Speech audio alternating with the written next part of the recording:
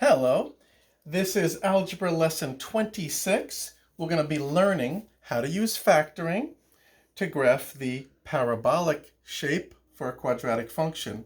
Remember, there are four key points. There would be a root and another root, that's 2 points. On the x-axis, we have -2 and 8 for the roots.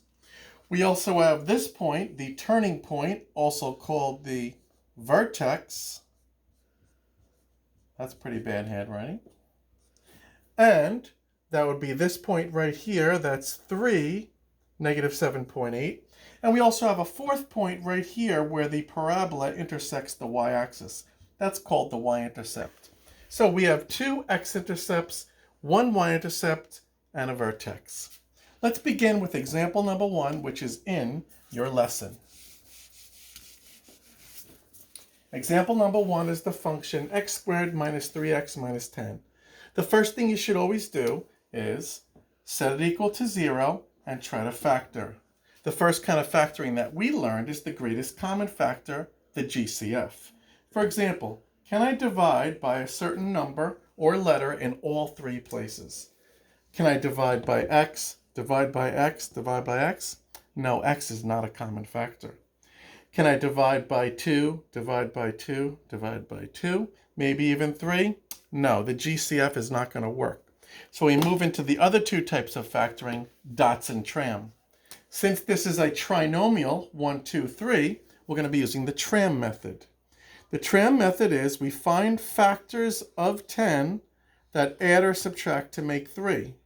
Our choices are 1 times 10 or 2 times 5. Out of those choices, the only ones that could add or subtract to 3 is 2 times 5. So we're going to set up the double bubble with x times x equal to x squared. 5 times 2 equals 10, and then we got to place the signs. The first sign always falls to the larger factor, and that's going to fall down to the 5 to become a subtracting or -5. The second sign tells you if they're twins or different. Since this is a -10, the signs have to be different. 1 minus and 1 plus. Set that equal to 0. Then we make a t-chart, and we're basically going to invert the signs as we did in last week's lesson. The first answer is x equals +5, and the second answer is x equals -2. And that can all go onto our graph. Let's draw the y-axis and the x-axis. We're going to place a point at x equals 5 and a point at x equals -2. This is approximately -2. 1, 2, 3, 4, 5. This is approximately 5. And we know the general shape of a parabola is kind of like a U shape. So we could actually draw that right now, make it turn around, and come back up through -2. We need 2 more key points to finish this process. The next point we're going to find is the vertex, or the turning point. It's always going to be in the middle between the two roots, -2 and 5, so we could just do an average. So we'll do -2, add 5, and then divide it by 2. 5 subtract 2 is 3, divided by 2 is 1.5. We know that this vertex occurs right about here at 1.5. We just need the y value. Plug that back into the original problem. So we're going to take the original problem and we're going to evaluate it at 1.5. All the x's get replaced or substituted by 1.5. So I'm going to do 1.5 squared minus 3 times 1.5, subtract 10. All the x's get replaced by 1.5, 1.5, and 1.5. You evaluate this on your calculator. Any calculator will do as long as you use it correctly. So I'm going to be typing in open parentheses 1.5 close, bring that to the second power, subtract 3 multiplied by 1.5 close, and subtract 10. The answer is negative 12.25. That is the value of the vertex. This is equal to negative 12.25. We know that that is the lowest or smallest point on this graph. This point right here is located at 1.5 for the x-axis and negative 12.25 for the y-axis. We only have one more thing to do, the y-intercept. So what we're going to do is we're going to try to find this point. This point is very easy to do because the x value is 0. So we're going to go back to our function and replace all the x's with 0, including 0 squared minus 3 multiplied by 0, subtract 10, and that gives us an answer of negative 10. Negative 10 is called the y-intercept. And that's this point right here, negative 10. I'm going to pause the video so you guys can absorb this.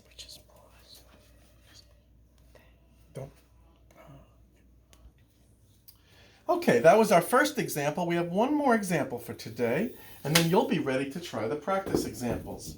Remember, these are the steps, and these are the things you should be doing, and the work you should be showing.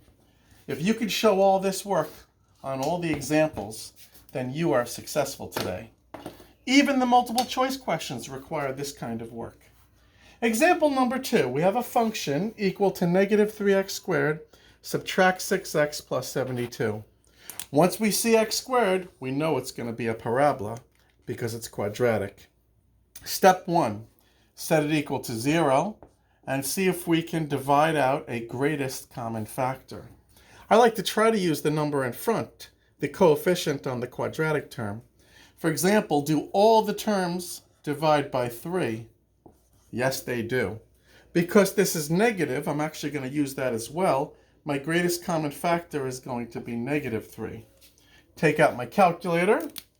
Negative 3 divided by negative 3 cancels, leaving x squared.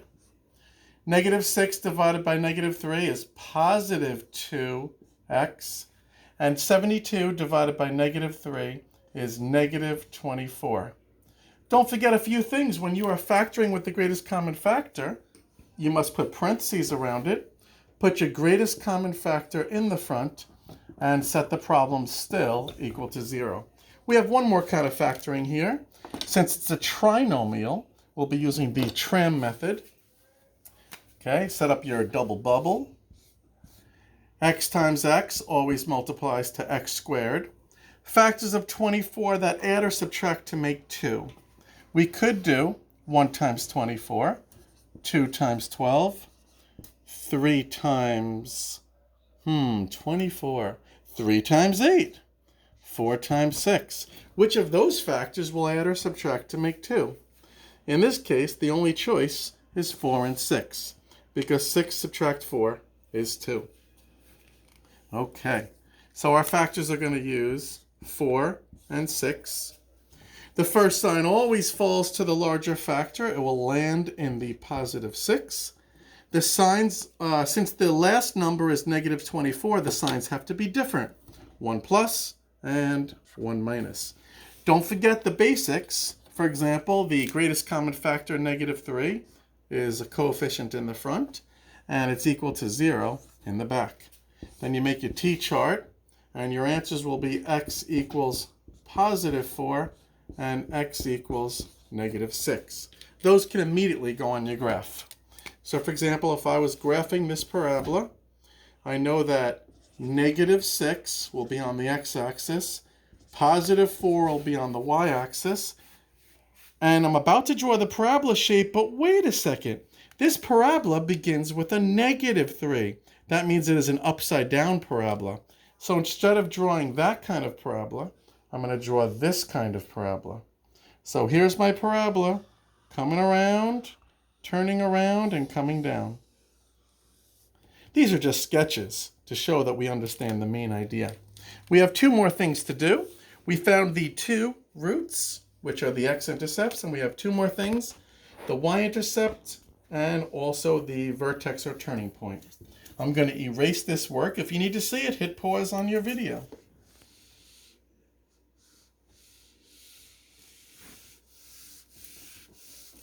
What we need to do is to find the center between -6 and 4. So in order to find the vertex, the first thing we do is -6 plus 4 divided by 2. Always work on the numerator first. -6 plus 4 is -2.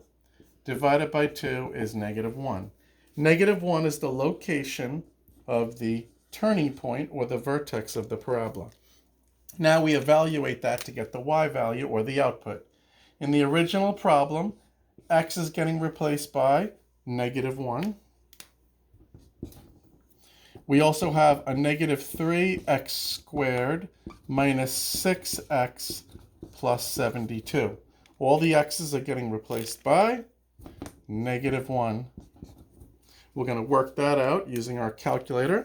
I'll model that for you because you always need to use a calculator in this topic. That would be -3 multiplied by -1 to the power of 2, subtract 6 multiplied by -1 plus 72. If I typed it in correctly, I get 75, which is the largest maximum value on the graph, and it represents the vertex. We now know that this graph is turning around at -1, 75. This point is -1, 75. That's right there. We have one more thing to do, and that's the end of this. The y-intercept. Piece of cake. What you're going to do is replace all the x values in the problem with the easy number known as 0. So this x is getting replaced by 0. This x is getting replaced by 0. This x is getting replaced by 0. -3 times 0, 0. -6 times 0, 0. And the y-intercept occurs at 72. That would be this point right here at 72. That's it for today's lesson. You can watch any of the other videos that are out there on YouTube that I left for you, or you can watch this video again. Please work on the problems and show all work. Thank you.